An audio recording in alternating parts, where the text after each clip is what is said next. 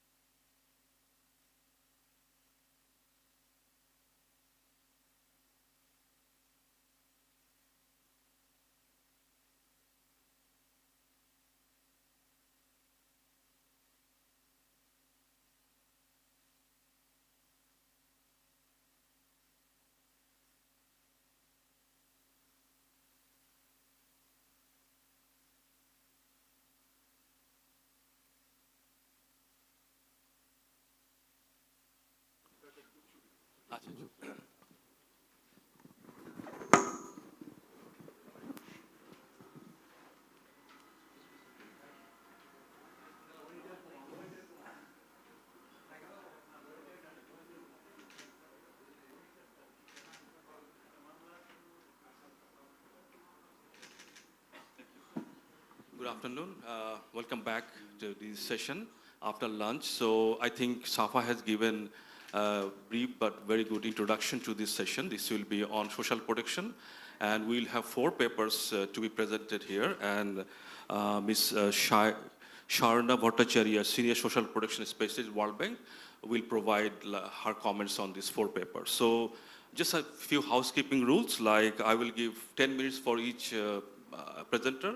So you'll please try to finish your paper or your presentation within 10 minutes. That we will give the discussions 15 minutes. I think that should be quite good enough. And then that will allow us to take some question from the floor, 5 to 10 minutes, and then I will conclude the session. Okay, is that okay? So without further ado, I will like to start with the first presentation, which will be on India. It's a state level scheme trying to see a conditional social protection scheme, try to prevent the child marriage in India. This is a very important topic and also very relevant for most of the South Asian countries and also Bangladesh. So with that, I will request you to present the paper. Yeah, we'll also go down because otherwise we'll be blocking the view of the presentation. Thank you.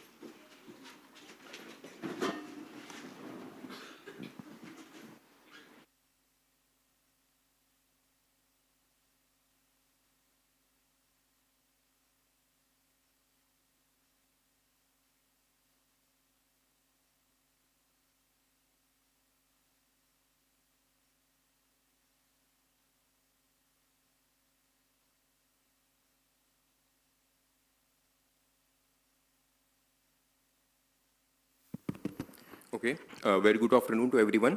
My name is Anzal Ahmed, and I'm standing here before you to present my work on assessing the impact of Mukhyamantri Kanya Utthan Yojana on preventing child marriage in Bihar. So, as we know, education is considered to be an important factor of socio-economic development and women empowerment. So, it is instrumental in reducing poverty, improving labor market outcomes, and advancing social progress. So, despite these advantages, gender inequalities in educational attainment still exist. Especially in South Asia, gender inequality is basically deeply rooted because of hardcore patriarchal norms along with son preference, which result in discrimination against girls. It restricts access to education, healthcare, and economic opportunities for girls and women. Even after overcoming systemic barriers and societal norms, girls also deal with early marriage, which continues to be a significant barrier to female empowerment. So, though there were efforts which were made to improve girls' literacy and enrollment, many girls remained held back by poverty and early marriage. Around the world, over 500 million women and girls were married when they were young, and the highest rates prevail in South Asia and Sub-Saharan Africa, that is 28% and 34%. According to UNICEF 2023 report, within South Asia, child marriage is most common in Bangladesh, that is 51%, followed by Nepal 33%, Afghanistan 28%, India 23%, and Pakistan 18%. So child marriage has profound implications for women and the economy. It interrupts pursuit of formal education and leads to early motherhood, and also it potentially limiting their labor force participation. So preventing child marriage could empower girls by giving them better access to education, healthcare, and job opportunities, along with enhanced social status and decision-making power. So in countries where child marriage is prevalent, decisions on whether to prioritize marriage or the education of girls are often based on dowry. So the dowry system pressurizes young girls to marry early, as dowry demand increases with the bride's age and the level of education. This encourages parents to restrict the girl's education to reduce the financial burden of dowry. So as per the National Family Health Survey, 5 2019 to 2021, around 23% of Indian women aged 20 to 24 were married before turning 18. As you can see on the figure on the right side, several Indian states have higher child marriage rate, such as than national average, such as West Bengal, Bihar, Tripura, Jharkhand, Assam, Andhra Pradesh, and Rajasthan. So child marriage in India are more likely to come from low-income families, resides in rural areas, and have less formal education. So women with the higher education level are generally better informed about healthcare, have fewer children, and tend to marry at later age. Therefore, promoting secondary education and preventing child marriage are important parts of development strategies to empower women. So this study contributes to existing literature by analyzing the role of monetary incentives conditional on school enrollment in deferring child marriage in Bihar. So in rural households that are facing financial constraint, parents often invest less in their daughter's education. In such cases, conditional cash transfers, in short CCT, can play a crucial role by incentivizing households to keep girls in school. So CCT basically they offer monetary transfer to families in exchange for adopting some good social reforms. So according to National Family Health Survey 4, that is conducted in 2015 to 16, Bihar has the second highest child marriage rate in India. And further, school attendance for girls declined from 88% to 52.8% as they move from middle to secondary school. To overcome with this issue, the government of Bihar launched Mukhyamantri Kanya Uthan Yojana in April 2018. So the program includes a range of financial incentives to promote the education and well-being of girls. Incentives for academic progress include 10,000 INR upon completing grade 12 and remaining unmarried, and 25,000 upon completing a bachelor's degree. Since a significant portion of early marriage in India occur between the ages of 14 and 17, so we focus on the segment of MKUI that target adolescent. So this is also the age when dropout rates rise sharply in the school of Bihar, often driven by economic hardship. So the program attempts to address these challenges through CCT. As we know that preventive effect of education against early marriage is well known, and it has been widely documented by these authors. So there are also the studies that evaluated the impact of CCT on child marriage in different settings. Like in Bangladesh, Buchman et al. 2023 examined the effect of CCT program. It was an RCT. The program lowers the probability of early marriage for eligible families. In Indian case, there was a program Apni Beti Apni Dhan in Haryana. So the author found no significant improvement in child marriage and education of girls. The study further found that the cash received were used for marriage expenses. Similar to MKUI, Kanya Shri Prakalp in West Bengal, it was a similar CCT program introduced in 2013 and has shown excellent results in reducing child marriage and improving the educational attainment of girls. While earlier studies have looked at the educational impact of various city program, there is a gap concerning Bihar's MKUI, particularly regarding its impact on early marriage. So we seek to fill this gap in research by examining whether MKUI has effectively delayed marriage among adolescent girls.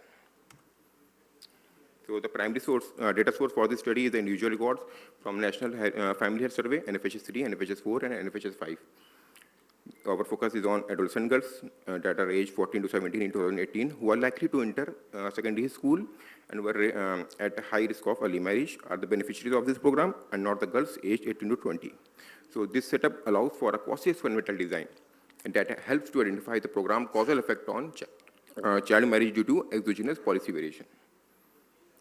So the one significant advantage that I'm using this NFHS data is because MKUI was implemented in 2018 and NFHS 5 survey has been conducted in 2019 to 2021. So it serves as the endline data and NFHS 4 serves as the baseline data. Triple difference estimation strategy has been adopted to examine the causal impact. This strategy basically enhances causal inference in non-experimental setting by controlling the unobserved bias confounders that may vary over time across geographic region and age cohort.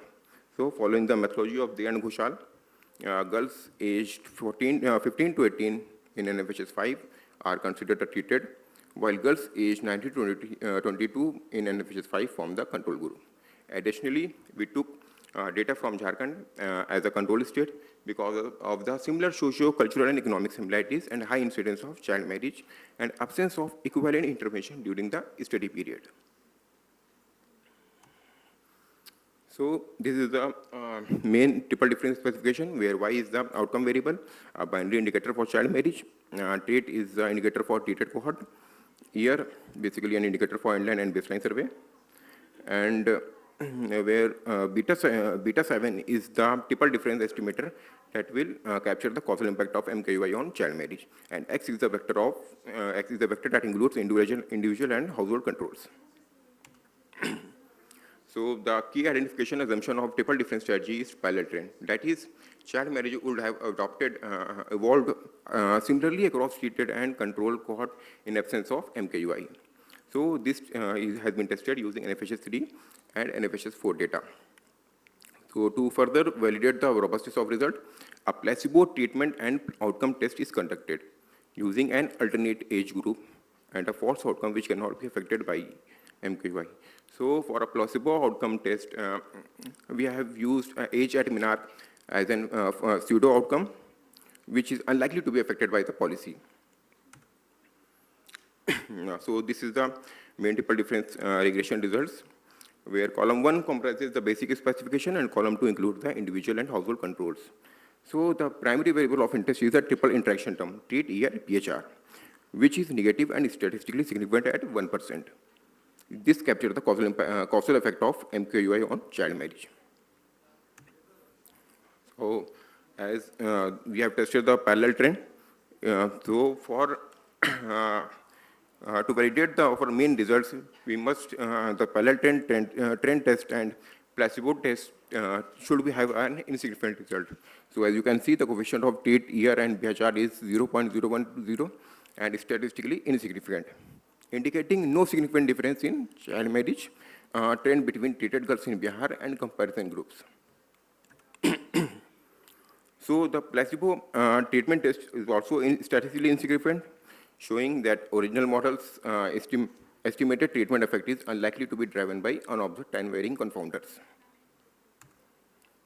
The placebo triple interaction coefficient is also statistically insignificant. This further proves the validity of the main regression result. So the study finds that the probability of child marriage among treated girls in Bihar declined by 4% relative to comparison group.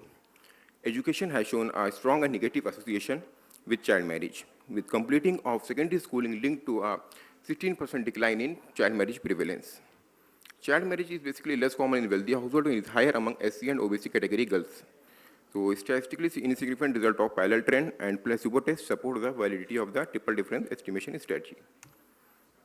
So the study concludes MKUI has significantly reduced child marriage among adolescent girls in Bihar.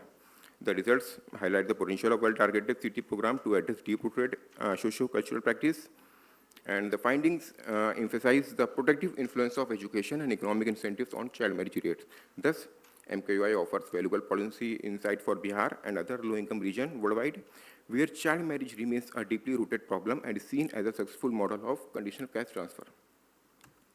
Further research is required to understand the long-term impact of such interventions on educational attainment, girls' aspiration, and labor force participation, which will help determine scalable policies and solutions for gender equity and empowerment.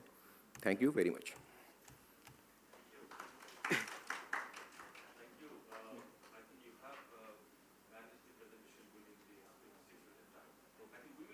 Questions after the four presentation. Sure. Just one, I have one or two observation beginning. I mean, in the conclusion, you said about that the impact is 4% in Bihar in terms of reducing, preventing child marriage, at least compared to the treatment group, compared to the control group. But you also have like more impact on the education, like 16%. So Yes, are there two groups that you are actually there? No, actually, I have here in this time, I have taken only the child marriage as an outcome variable.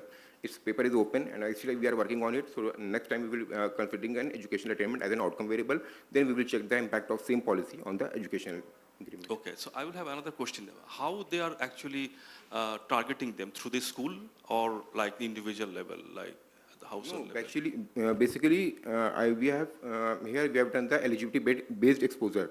The data that we have taken is not the considered the realized marriage status. No, I'm not talking about the data. About the program. I mean, they have the program design. No, so I think something on the program design at some point. Okay. Can you explain us? That will be better to understand how the program is actually implemented. Okay. How you're targeting this group through a school or like at the household level or individual level. That is Basically, not clear. Okay. the program targets the individual level. It's for all girls residing in the Bihar state. Okay, so girls, those who are getting, those who are completing its high school or senior secondary degree, after submitting their registration, certificate, they will be getting the benefits of the scheme. Not basis on the enrollment. Okay, thank you.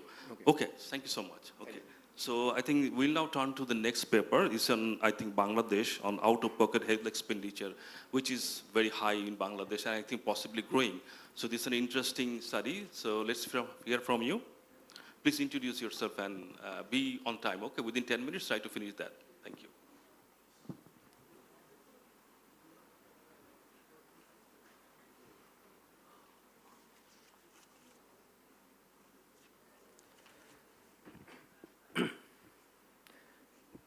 Hello, good afternoon. This is Sardar Fajwai, currently working as research assistant at Bangladesh Institute of Development Studies, BIDS. So I will be discussed about the analysis of outpatient out-of-pocket healthcare expenditure of Bangladesh using through the data of 2010, 2016 and 2022 household income expenditure survey data. So as Sir was saying, out-of-pocket healthcare expenditure in Bangladesh is rising, and Bangladesh wants to achieve the universal healthcare by 2032. However, around 73% of the country's health spending is through the out-of-pocket healthcare expenditure. And when healthcare expenditure is through the out-of-pocket healthcare expenditure, it meant by these medical services are actually paid by the individuals. And there is a trend of low percentage of public healthcare expenditures to percentage of GDP, and this underinvestment leads to the low quality and inadequate infrastructures into remote or rural areas.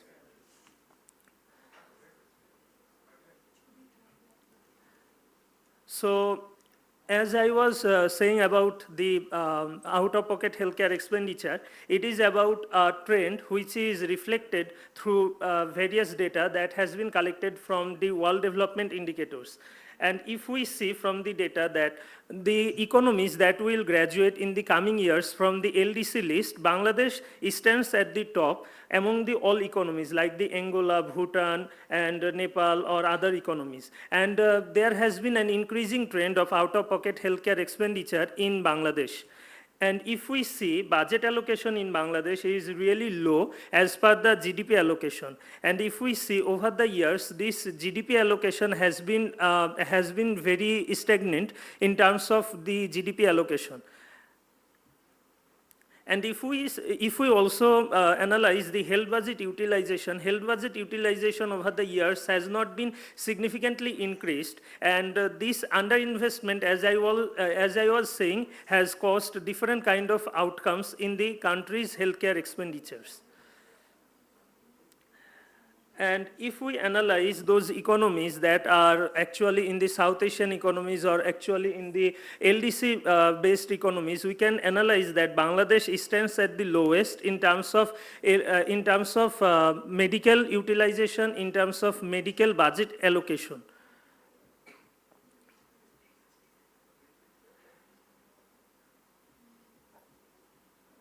So from there on, I would say about the problem statement, as I was saying, the country's less allocation in health budget stems from the allocation of different unnecessary budgets, and less development budget utilization means the underdevelopment of necessary infrastructures. And when this happens, it leads to the non-food inflation in rural areas, and it also causes the outward medical tourism.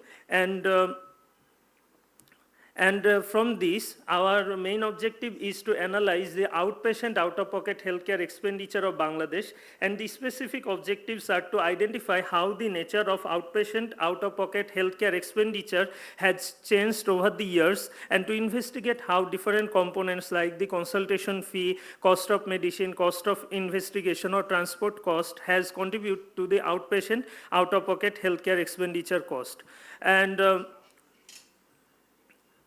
And from there on, I will move forward to my literature review. And as the literature review is saying, when government investment are low in the sectors like education or health, it create urban bias, and it lead to the inequitable access to those services.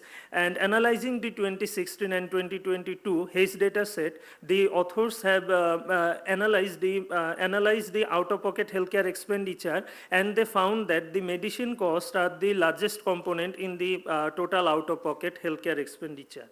Although Bangladesh is among the 47 LDC countries that export medicine to other economies, Bangladesh's out-of-pocket healthcare expenditure, or I would say the outpatient out-of-pocket healthcare expenditure, mostly come from due to the rising medicine cost. And the distribution and the availability of medicines in different governmental hospitals is another concerning issue. And due to this concerning issue, many poor households cannot access those medical services. And social inequalities that stem from the status hierarchies or government bodies also result in the marginalized population being subject to different healthcare treatments. The Upazila health complex that are actually that would be the primary healthcare services, but they lack the resources to provide the prescribed test that was needed to detect any kind of diseases. So, using the household income expenditure survey, Rahman and others also mentioned that how the socio-economic status, education level across many households may make a difference in catastrophic healthcare expenditures in Bangladesh, and the lack of quality healthcare system and the cost of routine tests that like the blood, urine or stool examination that estimate that a spending over USD $4 million in healthcare tourism because of the lack of those treatments in Bangladesh. And another paper from India suggests that half of the tourists from Bangladesh come for the medical purposes in India. And before COVID-19, around 15% of the tourists were from Bangladesh who had sought treatment there. And if we jump into the theoretical framework, it suggests that it is actually the combination of two frameworks, which is the Nancy Krager eco-social theory and the sense capability outcomes. And as per the eco-social theory, the environmental conditions like the water, sanitation, or urban-rural exposure, socio-economic factors like income, education, occupation, and inequality, and different health system factors like access to public spending raise to the rising disease burden, and this disease burden contributes to the out-of-pocket expenditures in medicine, inpatient and outpatient treatment cost. And this led to the capability outcomes like when out-of-pocket healthcare expenditure is rising, many people allocate less onto the other contributions like food, education and well-being.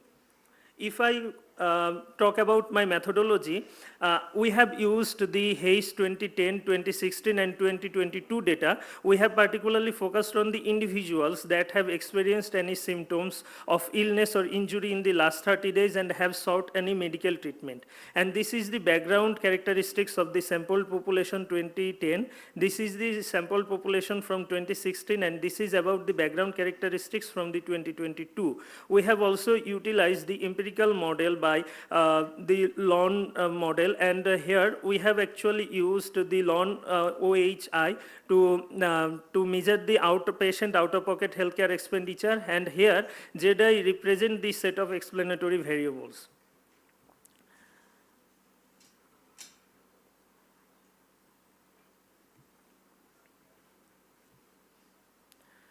It is one of the findings of our study. If I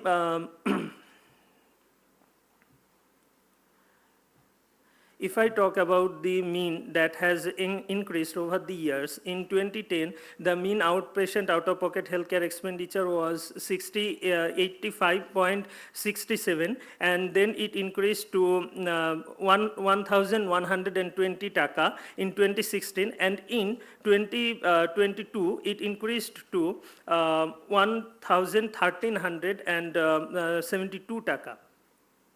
And in case of decomposition of the outpatient out-of-pocket healthcare expenditure, we can see that over the years, different kind of consultation fee has increased, and these have contributed over the years. If we see the consultation fee in 2016 was 56.68 taka, which increased to 142.68 taka. And in case of the cost of medicine, it contributes the most to the outpatient out-of-pocket healthcare expenditure. In case of out-of-pocket healthcare expenditure by gender, we see that the female's out-of-pocket healthcare expenditure is less than the male.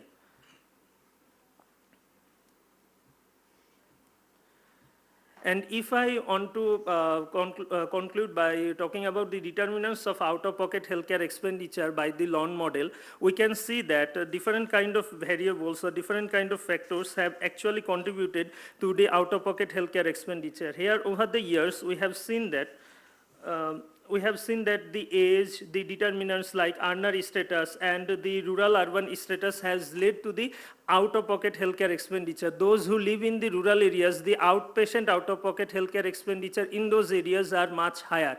It is due to the transport cost, or it is due to the cost of investigation. So from there on, I would like to conclude about, by concluding some policy implications about the rise of outpatient out-of-pocket healthcare expenditure indicates a weakened primary healthcare system. So there is a need to ensure the primary quality health system, including the Upazila health complexes, and there is also a need to identify the essential medicines and make them available to local hospitals and control the prices of those medicines are needed. So from there on, I would conclude my presentation. Thank you. Thank you. I think the out-of-pocket expenses are well known in Bangladesh. Like you try to decompose, go inside the story. So we will have more chance to look about the. I think you have more questions from the floor and the discussions we will talk about. Thank you so much. We now turn to the third presentation. This is on again on Bangladesh on the TCB card. Okay, so please.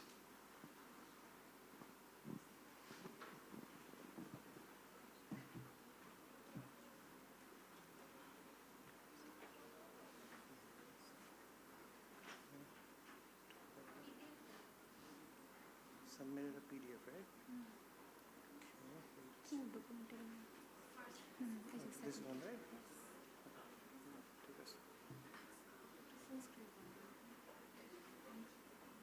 Full screen options. No,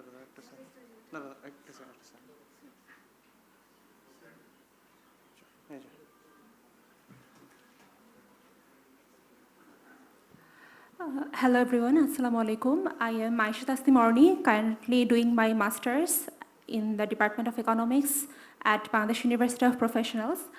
As we know, Bangladesh is currently facing rising food inflation, And to combat this challenge, government multiple times take multiple initiatives with the subsidized food program. And one of the social safety net program, we all are well aware of this, that is TCB Family Card Program. And hence our topic stands at assessing the impact of TCB cards on economic welfare and consumption patterns among lower middle income groups in Bangladesh.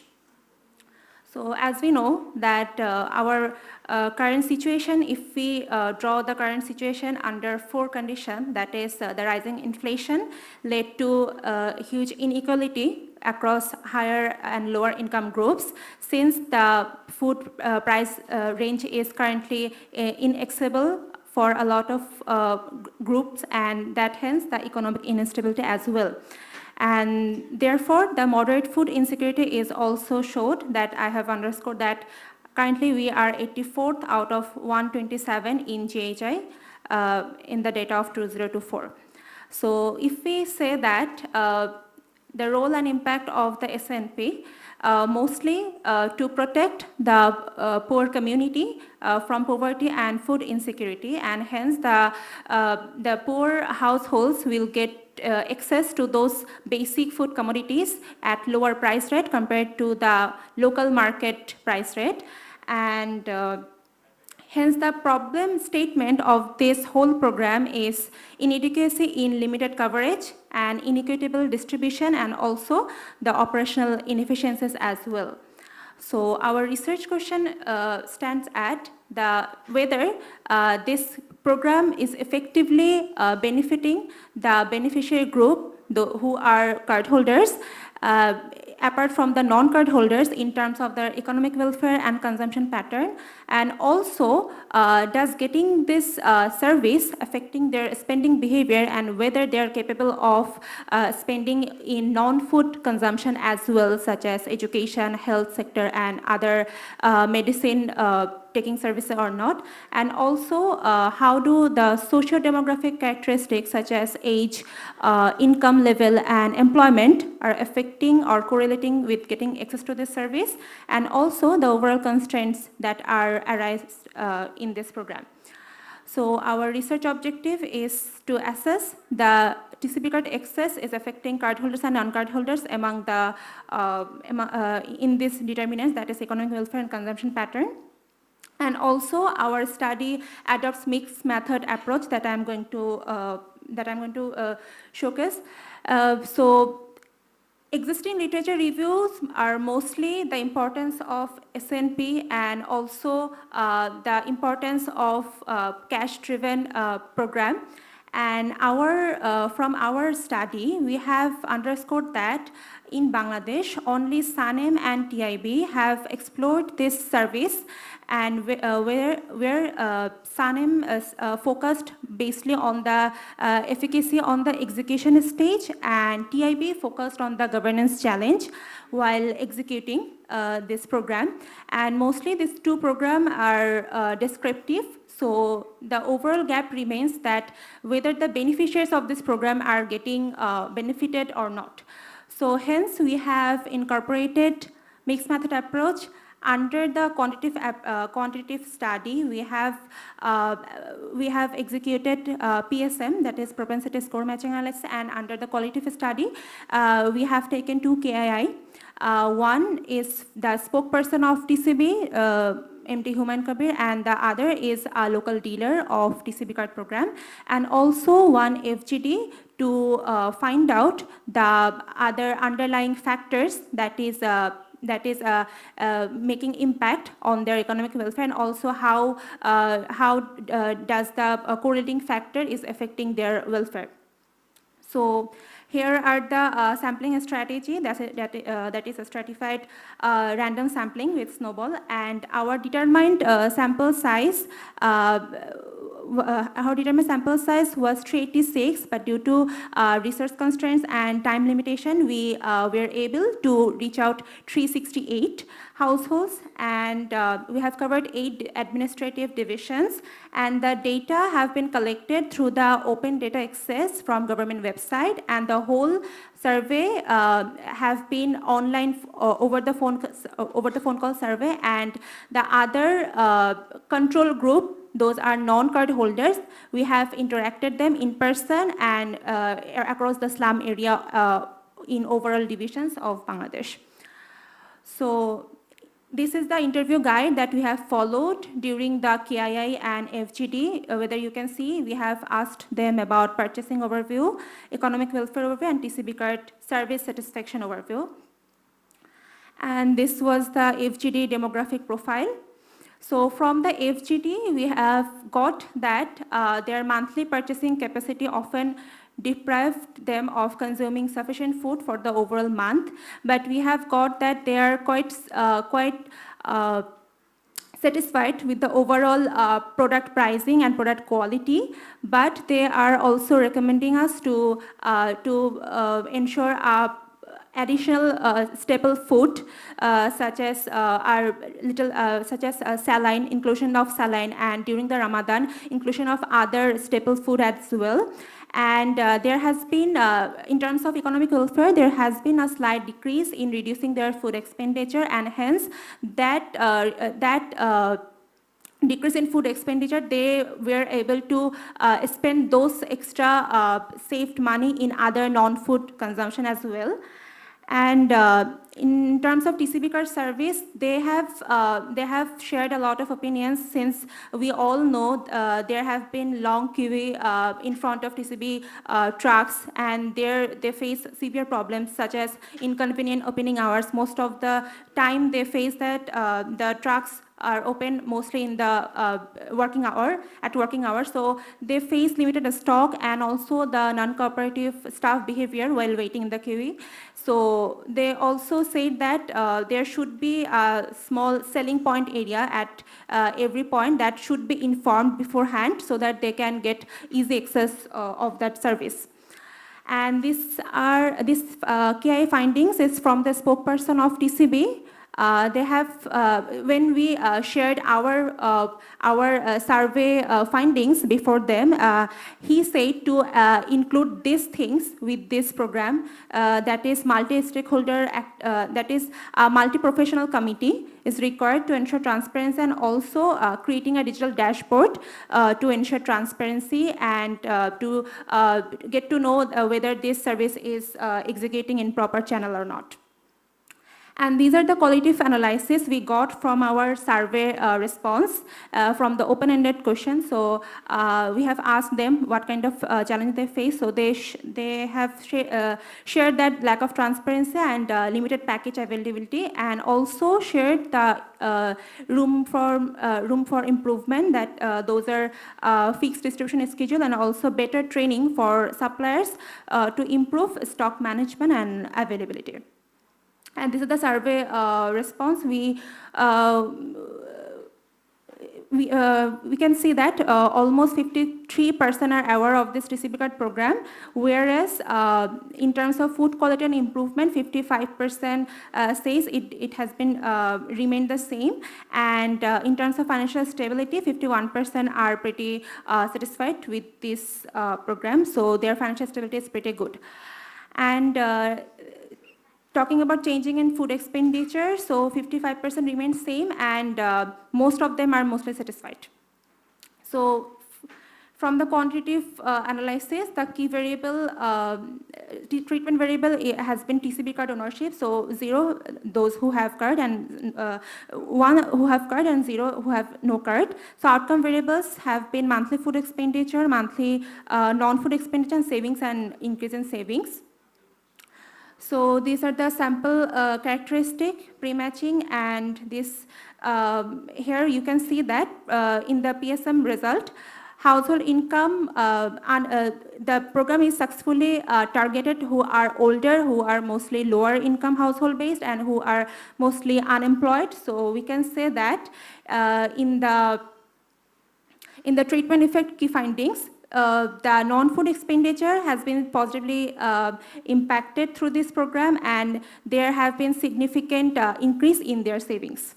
And in the economic welfare impact analysis, so enhance their non-food consumption, they have been enabled to make sure their investment in other non-food criteria such as education, healthcare, and other welfare enhancing sectors.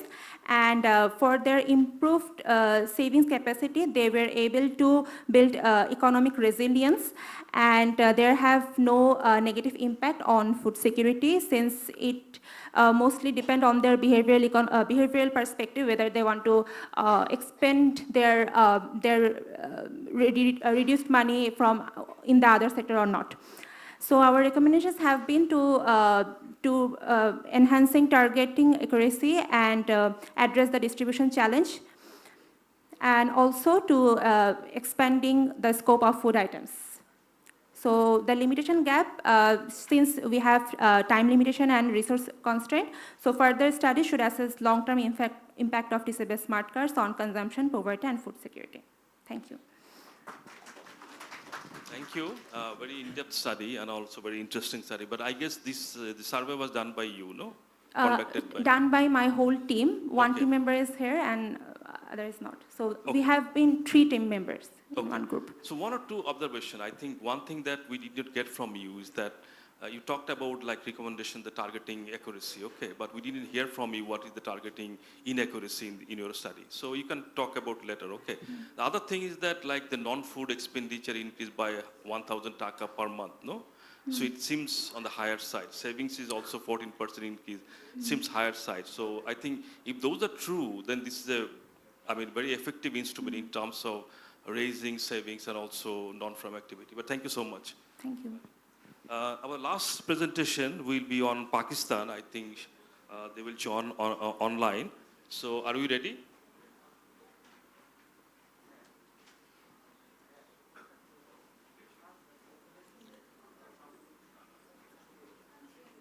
Yeah, we still cannot hear you.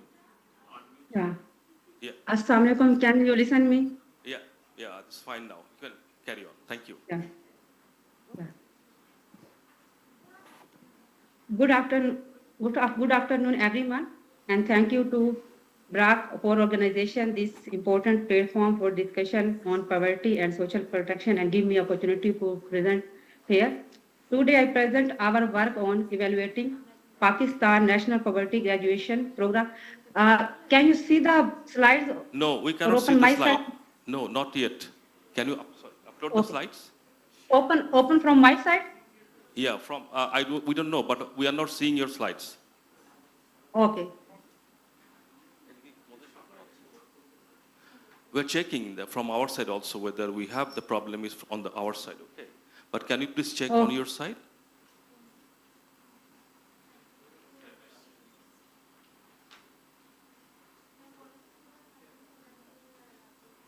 Yeah. It is visible or not? Yes, now is carry on, please. Thank you. Yeah. Thank you. Today I present our work on evaluating Pakistan National Poverty Graduation Program within a unique policy environment, on where beneficiaries have already been receiving unconditional cash transfer for over a decade. The key question we ask is, do productive assets transfer still matter when consumption support is already in place? And if they do, how do they reshape welfare, behavior, and social outcomes? This question is highly relevant not only for Pakistan, but for many countries where layered social protection systems are emerging.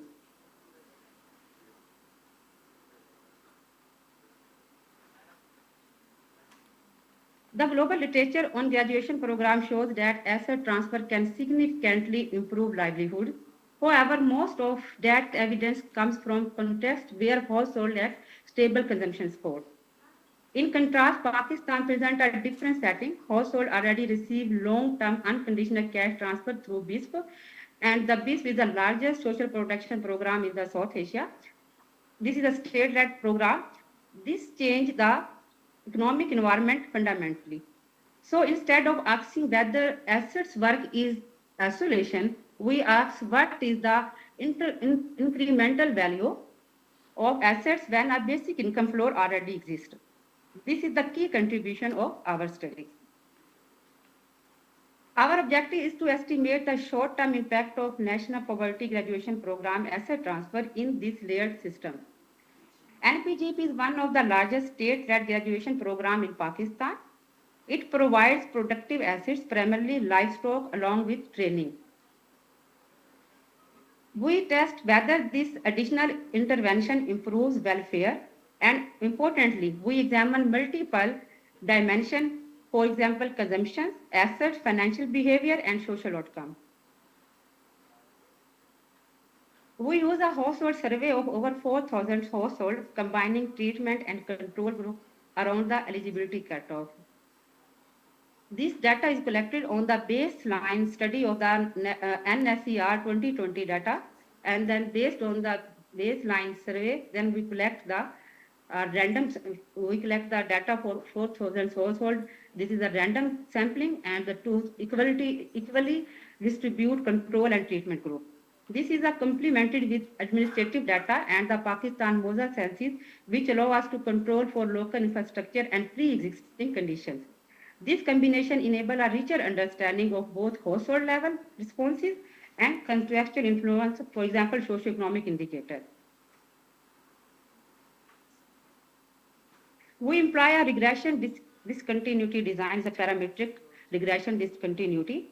Eligibility for National Poverty Graduation Program is determined by a poverty score cutoff, and this is household just below receive assets, those just above don't. Basically, treatment compared to control. This creates a credible quasi-experimental setting. We include household control, district fixed effects, and village level control to strengthen identification. And this data driven from the Pakistan Moses Survey 2020. And this is also a baseline survey used in this study. We conduct several checks to validate our approach. So I have already discussed, we use the 2020 NSER baseline survey. We find no evidence of manipulation around the cutoff as clear in the diagram, the right side panel and left side panel. The left side panel show the clear discontinuity around the control and treatment group, and the right side panel clear show the confirm the normal distribution. And also the continuo at all manipulation tests yields a p-value of 0.4 that indicating no evidence of strong around the sorting around the cutoff. These results show the credibility of our casual estimates. Now let me turn to the core results, starting with overall well-being and consumption. We find a statistical significant improvement in the growth rate of the poverty scorecard, and this poverty scorecard is a proxy of well-being, social welfare. This suggests that asset transfer generates measurable upward mobility even within a population that has already been receiving long-term cash support. On consumption, the strongest effects are observed in food expenditure and food security. Food spending increased substantially and the food security index improves. Now let me situate this within the global literature. Allow me to relate this result compared to the global literature in the classic graduation studies, particularly Banerjee et al. 2015 and Graf on ultra-poor graduation model. Consumption gains are typically broad-based across categories, including food, health, and sometimes education. But our results are more selective. We see strong effects in essential consumption, but not in education or health in the short run. This actually aligns with the growing body of evidence suggests that when households already have a consumption floor, the consumption floor is already this beneficiary. Pakistan Benazir income score, we selected the Pakistan Benazir income score beneficiary, so we can say that a household already have a consumption floor as in unconditional cash transfer system. The minor impact of additional intervention tend to be reallocation rather than expansion. In other words, households don't uniformly increase all expenditure, instead they optimize. From a microeconomic perspective, if we see a microeconomic perspective, this is a consistent with model of non-homothetic preferences under liquidity constraint, where household prioritize substantial goods first. That may be consumption, may no maybe must be consumption. So the takeaway here is subtle but important. Asset transfer in an unconditional cash transfer environment don't simply increase consumption, they reshape consumption priorities in reinforcing food security rather than expanding discretionary spending immediately. Let me now turn to productive assets. This is an interesting result. I explain later, but particularly livestock, we find very strong effect on small livestock ownership, but in terms of probability and quantity. Here, OWN is ownership livestock, have a owner of livestock or not, and then number of, represent the amount. However, we don't observe statistically significant effect for large animals in the short run. This is quite interesting, and it connects directly with the graduation literature. I think in BRAC also asset selection is highly context specific and often lean towards low risk, divisible and quickly yielding assets, such as poultry or goats, especially for ultra-poor households.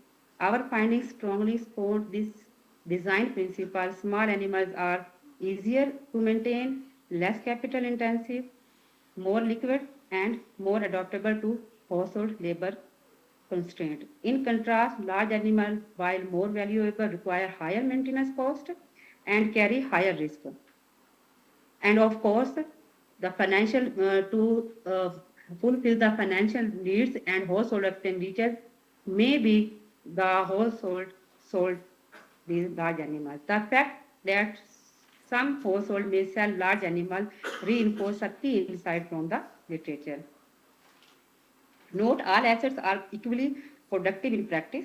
This reason with recent critics of asset-based intervention, including work by Development, which emphasized that returns to capital depends heavily on risk. So the broader implication is graduation program must move beyond the idea of assets transfer and focus on asset suitability and household compatibility.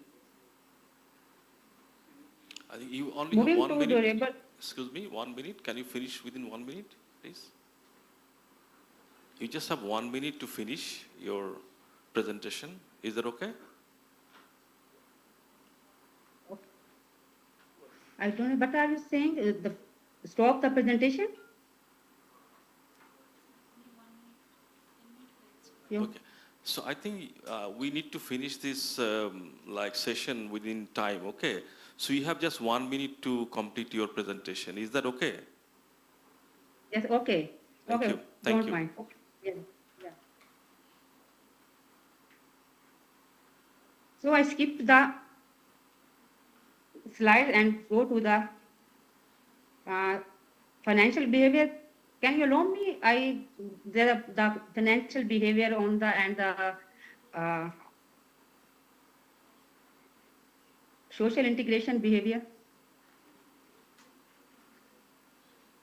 I think you can, if you can conclude and provides your recommendation, I think that Yeah. will be fine. I think we got the main points that it is a successful program Okay. on different Okay, aspects. okay. Okay, thank you. Okay.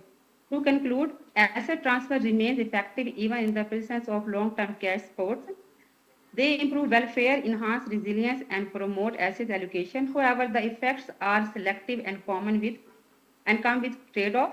This underscores the need for new policy design. First, social protection should be designed as a layered system combining cash and productive supports. Second, asset choice matters significantly.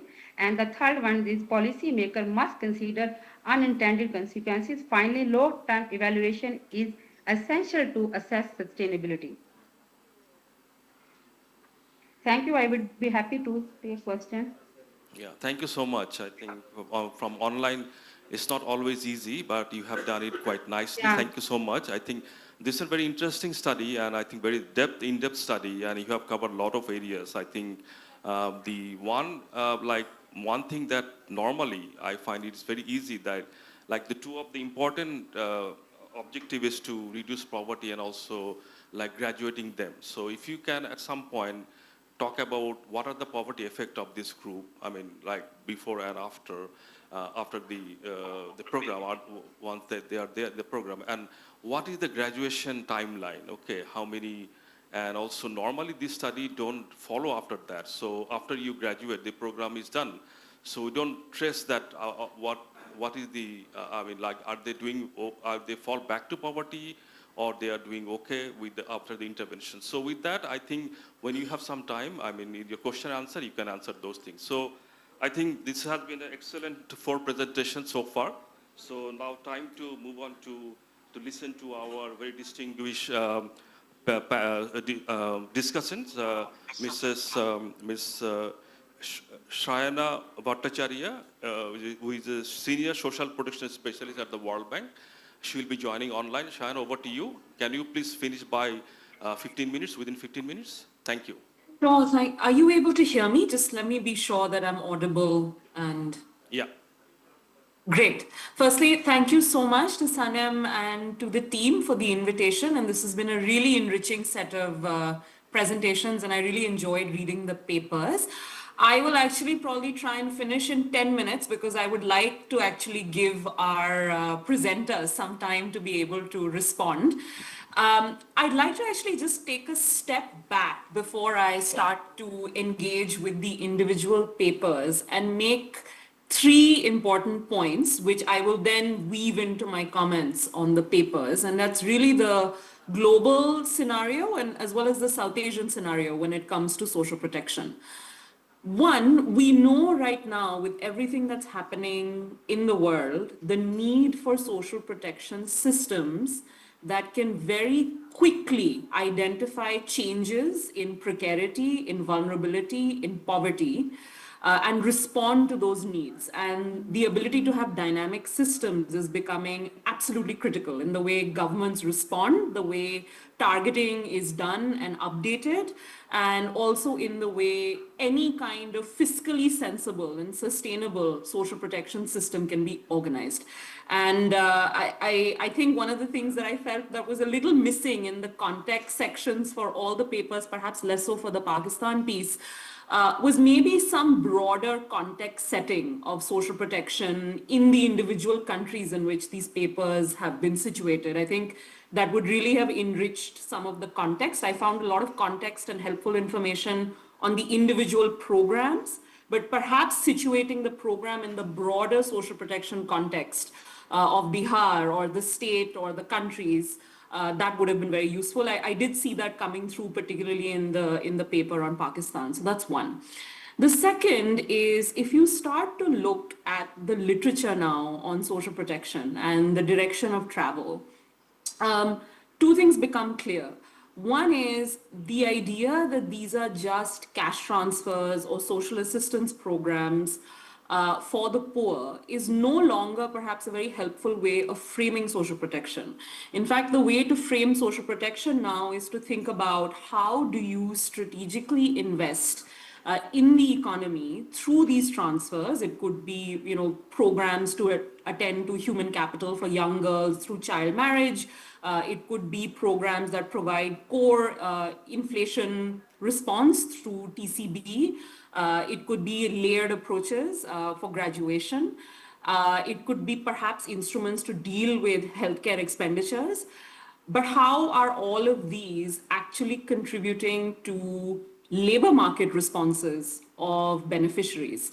And while I know the data is limited in many of the contexts, and I think particularly, and I noticed in the Bihar piece as well, I think Anzal mentioned that one of the plans is perhaps in the future to try and track impacts on labor markets. I think perhaps tying these investments back into earnings, productivity potential. I know that in the Pakistan paper that's done specifically because it's a graduation paper and it's very much looking at the graduation model, but I think making those connections. And why that's important is because social protection is no longer just transfers. These are investments in the way we can help people respond to labor market signals.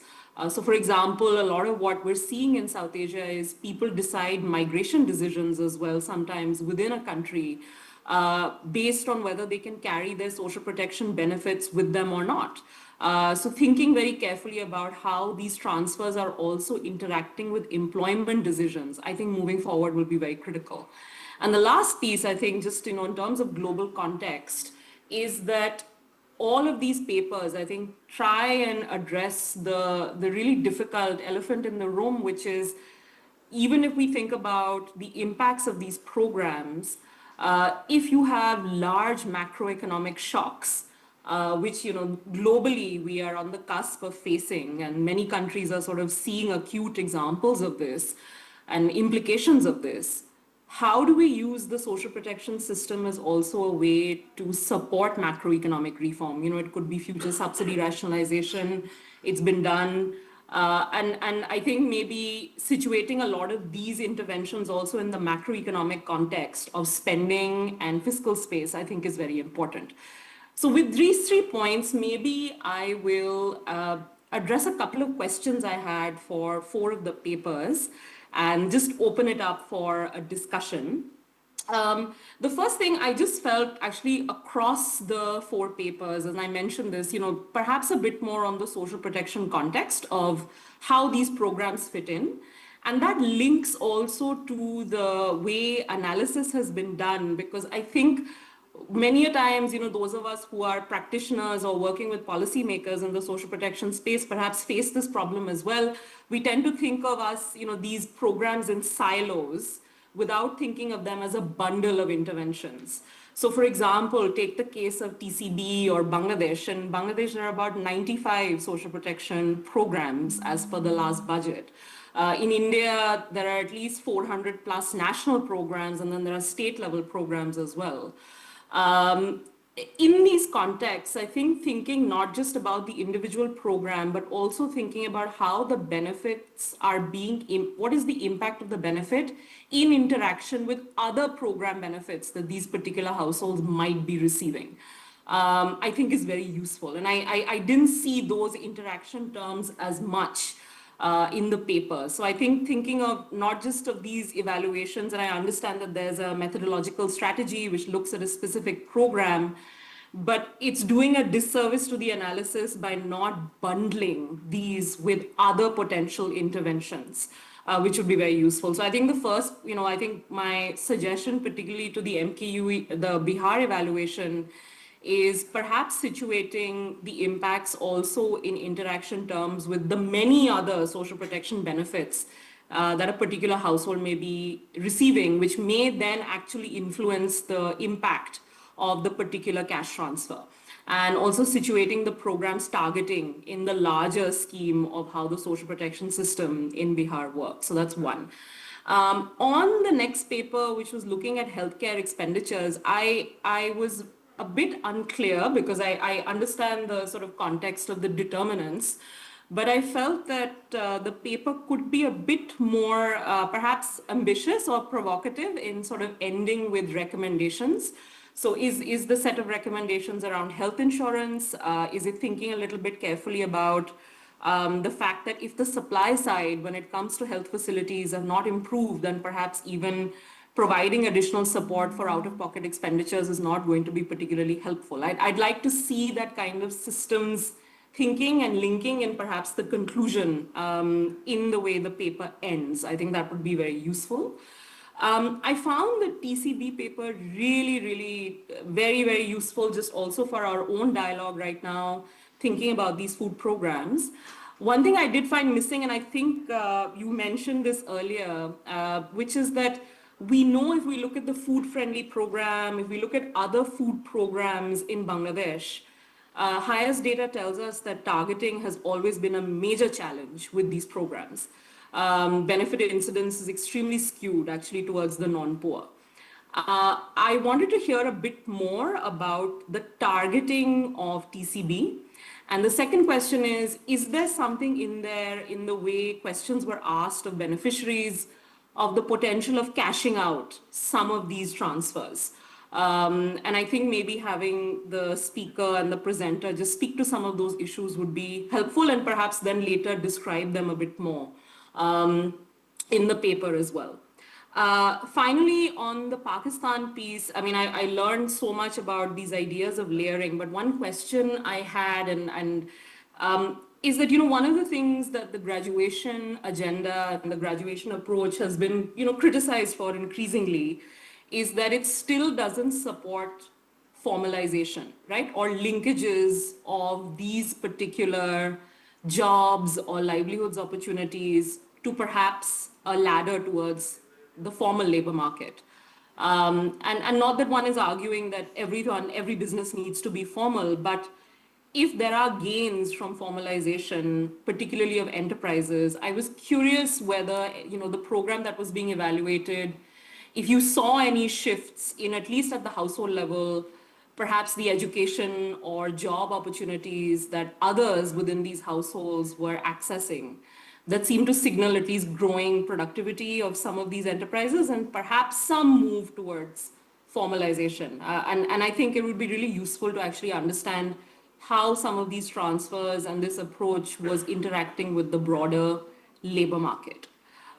With that, my last comment on just listening to all of these papers is we have so much to learn from, these different countries across, in the region. So, I was thinking immediately that there's so much, for example, even in the context of, these cash transfer programs that are quite large and sizable in a country like India, to learn from the Pakistan and Bangladesh approach of thinking about graduation and layering.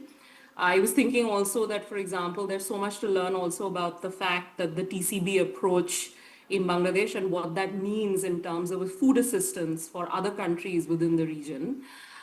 So I think with that spirit of trying to foster more dialogue on each other's social protection systems, I'll close and encourage all four speakers, maybe in their comments, to reflect a little bit on how these individual interventions that they are analyzing, their targeting, their processes, and their impacts, how they are situated in the larger labor market and also macroeconomic situation of the individual countries or states that they are studying. With that, I close and I perhaps hand over back to you and look forward to an enriching discussion.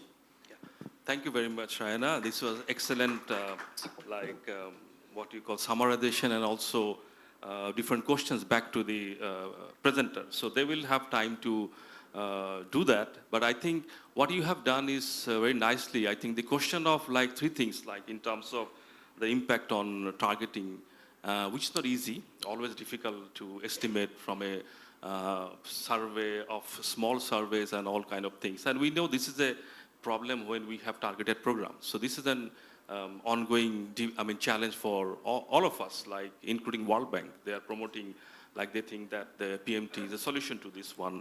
A lot of people don't agree with that one. There are a lot of schools that don't agree with that one. So this debate will carry on. I think the other issue of linking to employment is also, in some of the program, they are not specifically employment-linked programs. So you will find it, perhaps you can try, but you will find it difficult to link them with the employment program.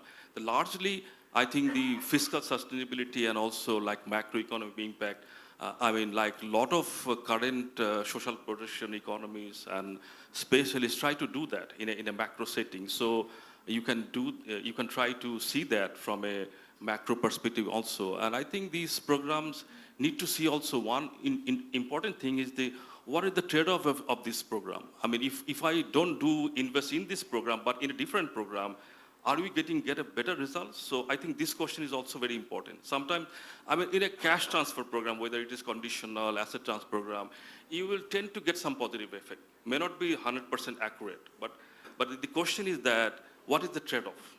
like in economics, we learned that what is the trade-off of that one. So thank you so much for your very, very nice, discussion. So I will now open the floor, and we can go back to the podium if you want. I mean, we can do it from here also, but if you are like to go back to the podium, you can do that. So what is your preference? You want to go back to the podium and see the people? Okay, let's go back to the podium, and then we will take some question from the floor, and then... I forgot to just say one thing, Sure. which is that I am really, it's very unfortunate that I cannot be with all of you myself in person. I'm based in Dhaka, Yeah. but because of certain reasons I'm out. So I will very much be missing being on the podium with all of you, and but still looking forward to the discussion. Yeah, I Thank can you so give you a much. suggestion that you can invite us to World Bank office and we can have a tea with you or coffee with you and discuss. Okay, sorry, yeah. So I think we can take some question, okay? So please, I think these are very interesting topic and also not very difficult, no? So you can ask some question.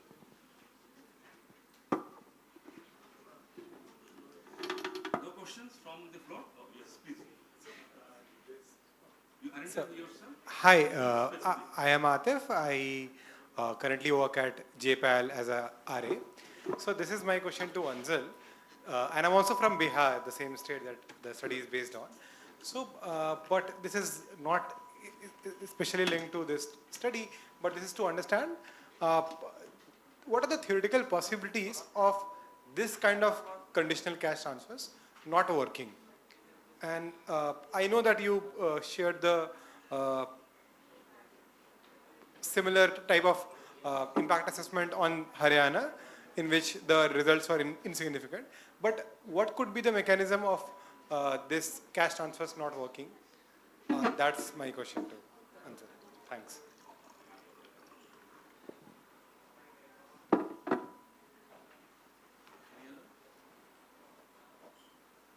are a lot of question of child marriage, so a lot of females are here. You are not interested to understand that, or okay? I should get some question from the. Okay, first. Hello, this is Sadril from Breakout University, and my question is to Ms. Aroni that you studied the TCB card.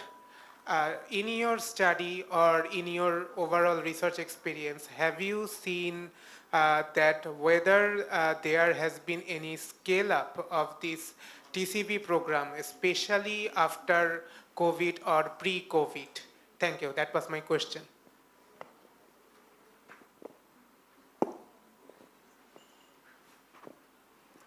Assalamu alaikum. I am Soyeda Maliha Tasnim. I have a question for Arafat Zubair Bhai, out-of-pocket expenditure in case of health.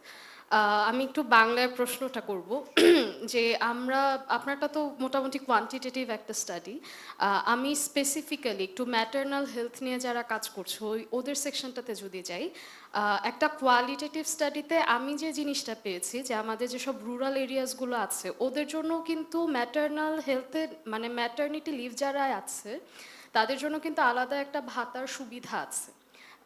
Surprisingly মানে ভাতাটা যারা collect করবে তারা দেখা যাচ্ছে যে চেয়ারম্যানের কাছে গিয়েছে ভাতাটা নেওয়ার জন্য, একদম দেখা গিয়েছে প্রেগনেন্সির সেকেন্ড মান্থ থার্ড মান্থ থেকে করতে করতে করতে করতে যখন 10 মান্থ পর তার ডেলিভারি হয়ে যাচ্ছে তখন চেয়ারম্যান তাকে বলছে যে এখন আর ভাতা দিয়ে তুমি কি করবা, তোমার তো ডেলিভারি হয়ে গেছে।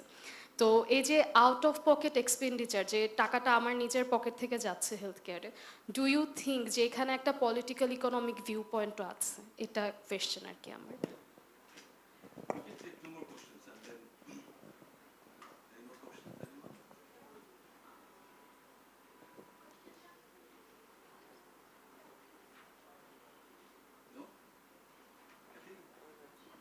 That's okay. I think that's fine. I would like to request the presenter to respond. You have 1 minute each. Okay, so try to respond the floor question and also the questions from the discussants, okay? Okay. So, Atif, your question was theoretical possibilities of cash transfer not working. So, if transfers are given on the basis of enrollment, in that cases, most probably it will be not work. Like there was a case in Apni Beti Apni Dhan in Haryana. So this is the case, maybe in that way it will not work. So, but in Bihar, what happens that the scheme that Bihar government has proposed, running, that MKUI, so it basically provides transfer when girls get means graduated or when it get the certificate of higher secondary education.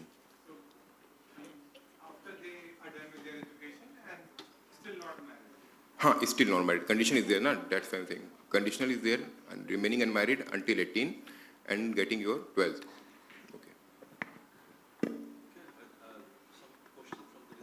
Okay, first of all, I would like to thank ma'am for your constructive suggestions, like in which I can interact with other social protection schemes in Bihar, and regarding that program's contribution to workforce participation. So this scheme also provides around 50,000 INR rupees when girls get basically graduated. Okay, so this also motivates girls to get higher education, and as we know that higher education has a positive correlation with the job market. So I also have done surveys in the 2 districts of Bihar, like Patna and Champaran, where I found some girls that got the benefit after graduating. They basically open a salon, like a beauty parlor. So basically this scheme has enhanced the self-employment in Bihar state. Thank you, sir. Next, Beatrice. Hello. So ma'am was saying about the labor market implications of my paper. However, my paper was about the out-of-pocket healthcare expenditure. So one of the key features that I have found, or one of the finding that I have found in my paper, which I could not actually present in the way because due to the time limitations. So we have found that over the time, due to the transport cost decreased, the out-of-pocket healthcare expenditure actually decreased after the COVID-19 impact. So there was a quite interesting finding in terms of, because the COVID-19 impact actually reduced the out-of-pocket healthcare expenditure, actually the outpatient out-of-pocket healthcare expenditure. It may be related due to the COVID-19 restrictions. It may be related due to the awareness that have increased over the years. So for this reason, the outpatient out-of-pocket healthcare expenditure, particularly in rural areas after the COVID-19 impact, has reduced. So as Apu was saying, so Apu bolছিলেন যে এটার political implication কি হতে পারে। একটা বিষয় আমরা পেয়েছি, যদি এডুকেশন বাড়ে এবং পার্টিকুলারলি ফিমেলদের যদি এডুকেশন বাড়ে, যাদের ফিমেলদের out of pocket health care expenditure তাদের বেশি, এইটা কিন্তু একটা এইভাবে আমরা দেখতে পারি যে ফিমেলরা যারা out of pocket health care expenditure করে তাদের অনেকটাই তারা করে ফ্যামিলির জন্য, অর্থাৎ তাদের বাচ্চা কাচ্চাদের জন্য, বা তাদের দেখা যায় অনেকটা বাবা মা আছে বা তাদের শ্বশুর শাশুড়ি আছে। তো এখানে একটা পয়েন্ট হতে পারে যে যদি মহিলারা তাদের বাসায় হচ্ছে হাউস হোল্ড মেকিং ডিসিশন নেয়, তাহলে সেইটা তারা হচ্ছে ফ্যামিলির জন্য তারা বেশি আর কি ভূমিকা রাখতে পারে। এবং যে কার্ডের কথা বর্তমানে চলছে, ই কার্ড, যেটা পলিটিক্যালি হয়তো আমরা জুন থেকে পেতে পারি, তো আপনি যেটা বলছিলেন এগুলো নর্মালি ডিপেন্ড করে কিভাবে পলিটিক্যাল অর্গানাইজেশনগুলো বা কিভাবে বিভিন্ন ডিটারমিনেন্টগুলো তারা একে অপরের সাথে, কোলাবোরেটিং অর্গানাইজেশনগুলো একে অপরের সাথে মিলে তারা কাজ করে। যেমন আমরা যদি রিসেন্টলি দেখি যে আমাদের বিভিন্ন যে ফার্মাসিউটিক্যাল মার্কেট প্রাইস, এটা কিন্তু অনেক হাই হয়ে গিয়েছে, কেননা 5 আগস্টের পরে, 24 আগস্টের পরে অনেক দেখা গেছে নতুন নতুন যে ফার্মাসিউটিক্যাল প্রোডাক্টগুলো, জেনেরিক ড্রাগগুলো, সেগুলো এইগুলো সার্টিফিকেশন পাচ্ছে না সরকার থেকে due to the DGDA authorities. So এগুলো একটা ইম্প্যাক্ট রয়েছে, আমাদের মতো দেশে পলিটিক্যাল বিভিন্ন সার্কামস্টেন্সে একটা ইম্প্যাক্ট রয়েছে। So from my side that is all. Yeah, I think one issue the discussion raised about like linking that to health insurance issue. So in your paper, I think what is, I mean, you can actually improve your paper on the recommendation side and policy side. I think try to look at those side aspect, okay? I mean, your findings on deeper insight is very good, okay? But you need to go a little bit more on in terms of policy and how the policies can affect this thing. And also very important is that if you look at the BNP manifesto, they're talking about raising health expenditure to 7% of GDP. Not tomorrow, but gradually they want to raise it that one. In that context, this issue of universal health health insurance, this become much more important. Another issue, those who are working as a health expert, they have more I think there are more avenues to intervene in terms of policy space. So try to look into this one. I think the TCP card paper has been quite impressive, huh? And got a lot of attention from like the discussion and also from audience. So can you respond to some of this? So I want to take the from Brack University question, that is scale up the intervention stage. So when we are doing this study, at that point in the fiscal year 2020, that time DCB card program is mainly focused on 5.7 million lower income households. And when we are doing this, we talked with one of the spokesperson of DCB, MD Human Kobe, and he mentioned that currently DCB program is focusing 10 million people and also upgrading in the allocation sector. So budget allocation has also expanded in this, particularly in this DCB food program. And one thing I want to add here, that technological intervention upgradation, since from the manual TCB card allocation, it has been transformed into a smart digitalized family food card program right now. So when we talked with the lower households respondents through our phone call survey, they have said that when it has become digitalized, a lot of individuals from this program have been excluded since the digitalized comes with their biometrics SIM card inclusion, and also a kind of digitalized inclusion that the lower households people are not well aware of this. So যখন তারা মানে phone কলে বলছিল যে এটা মানে digital হওয়ার কারণে উল্টা আমরা আরও এটা পাচ্ছি না, কারণ আমরা আসলে বুঝতে পারছি না যে আমরা কার কাছে যাব। যদি আমি এটার মানে প্রোগ্রামটার যেটা টার্গেটিংয়ের কথা বলা হচ্ছিল, সো টার্গেটিংয়ের ক্ষেত্রে নর্মালি কিন্তু তারা টিসিবি কার্ডটা নেয় হচ্ছে যারা ওয়ার্ড চেয়ারম্যান থাকে কিংবা হচ্ছে ইউএনও থাকে তাদের থেকে। সো আগের গভর্নমেন্টের সময় দেখা যেত যে অনেকেই তারা একই ফ্যামিলির 5-6 জন হচ্ছে এই টিসিবি কার্ডের সার্ভিসটা নিয়ে নিত, যারা হচ্ছে আবার দেখা যায় লোয়ার হাউস হোল্ডও না, যেখানে নিয়ম হচ্ছে যে টিসিবি কার্ড শুধুমাত্র যিনি হচ্ছে focal person of this family সে হচ্ছে পাবেন। তো এতে করে হচ্ছে যে আমরা সর্ট অফ ইনট্রান্সপারেন্সি দেখি প্রোগ্রামটার মধ্যে, এবং অনেকেই আমরা জানি যে যারা হচ্ছে ওয়ার্ড এরিয়াতে থাকে তারাও কিন্তু টিসিবি কার্ডের অ্যাক্সেসটা পেয়ে থাকে আর কি ওই সময়।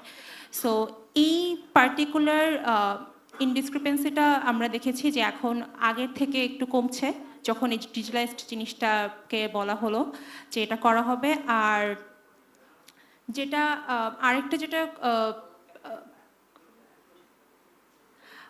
যেটা ছিল যে টার্গেটিং করা। So when we spoke with our spokesperson of TCB program, he also included that maintaining a digital dashboard, also educating the focal person of that individual selling point. At every month they have to maintain that digital dashboard and rectifying the mistakes that there would be the chance of occurrence, so that with this digital inclusion maybe a sort of transparency we can see that could be maintained in upcoming days. Thank you so much. Thank you. I think our last presenter, Dr. Simon Nawaz, you want to add and respond? Yeah. Please, 1 minute. Yeah. Thank you for valuable comments from moderator side and as well as Shayana.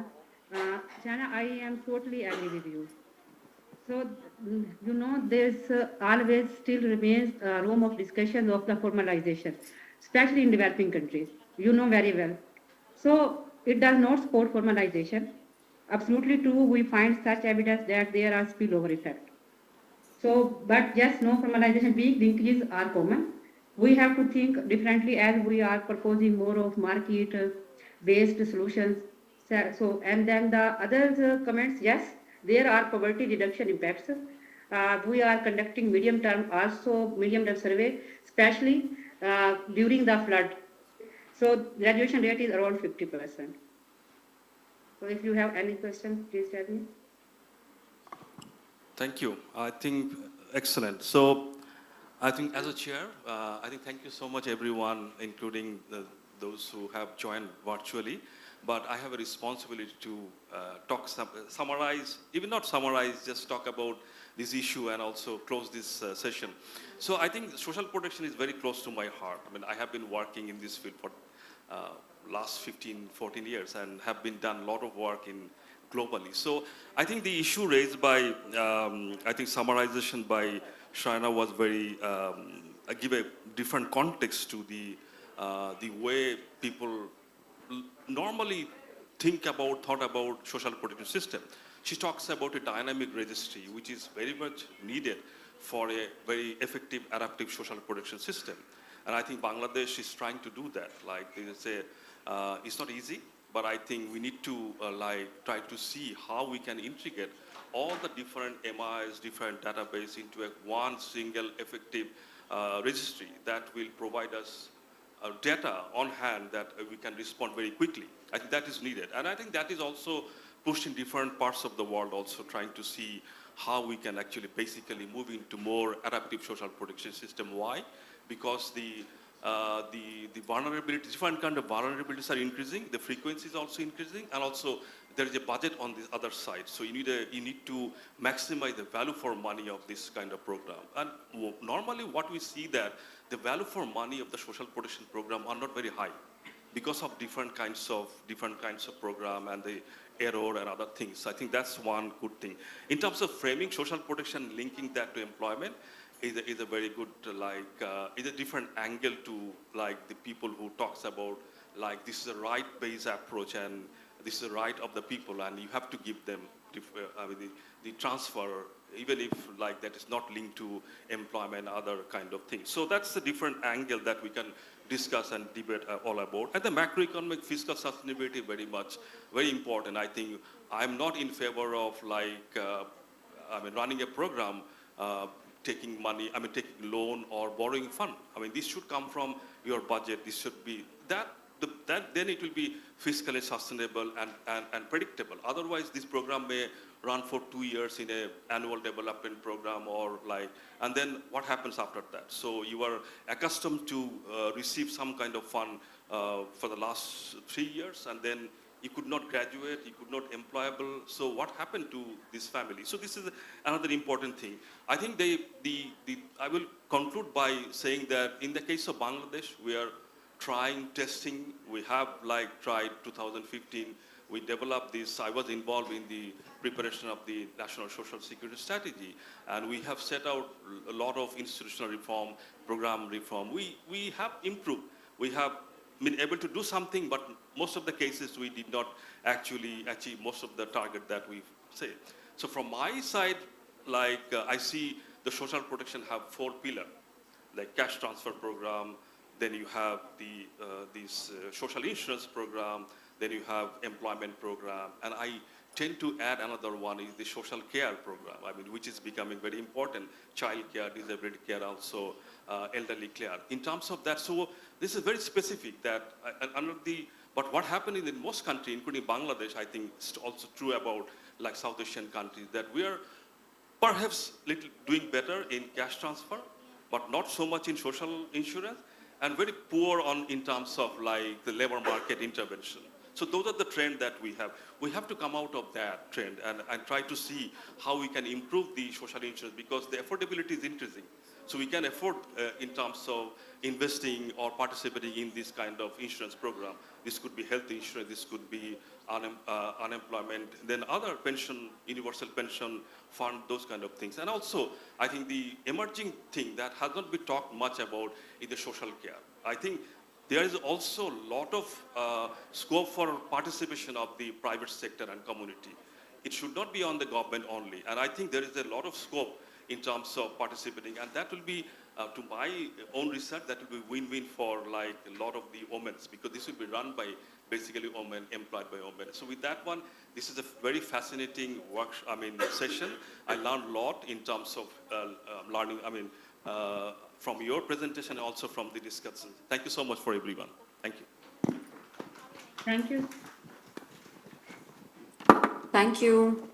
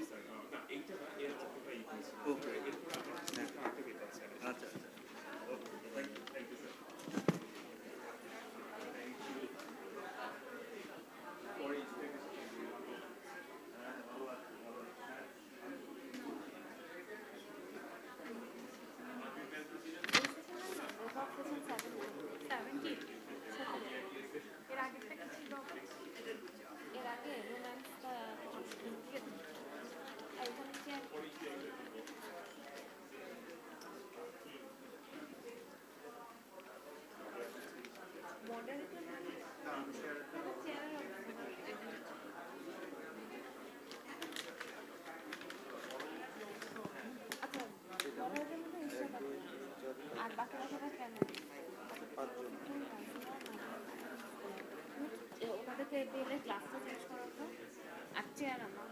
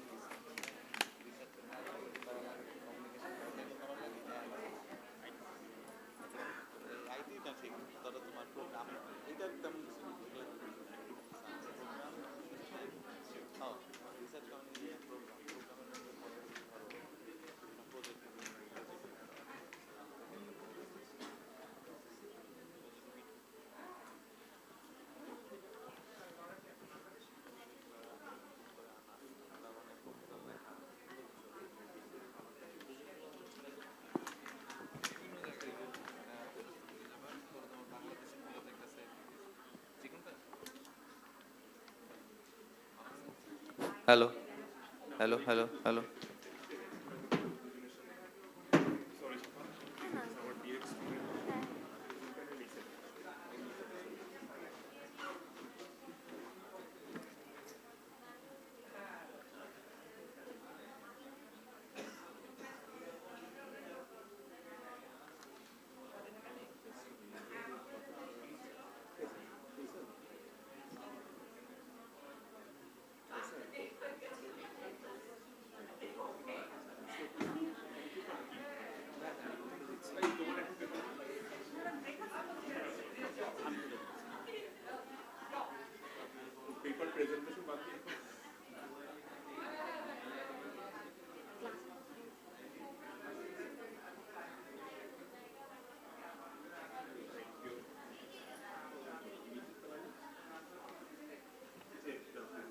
চেয়ারটা বসাও তো তাহলে আমি কাগজটা বসাবো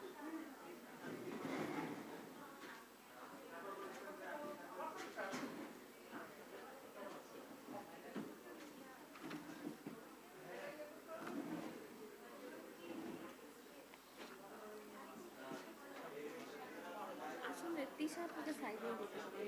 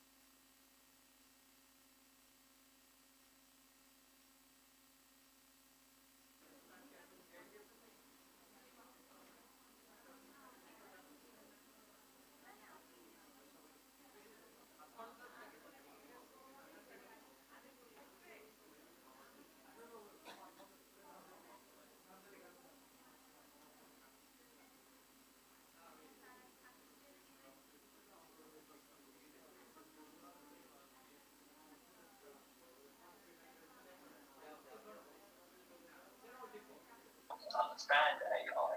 He said that AI contributed to his far